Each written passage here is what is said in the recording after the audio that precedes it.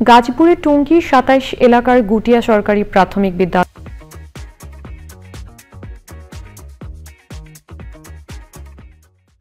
প্রধান শিক্ষক খায়রুন্নেসার বিরুদ্ধে নানান অনিয়ম ও দুর্নীতির অভিযোগ তুলেছেন শিক্ষার্থী ও এলাকাবাসী।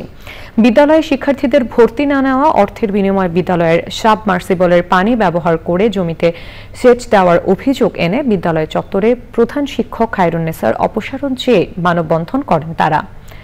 সোমবার দুপুরে প্রধান শিক্ষকের বিরুদ্ধে এসব অনিয়মের অভিযোগে টঙ্গী শিক্ষা অফিসার বরাবর এলাকাবাসীর পক্ষে লিখিত আবেদন করা হয়।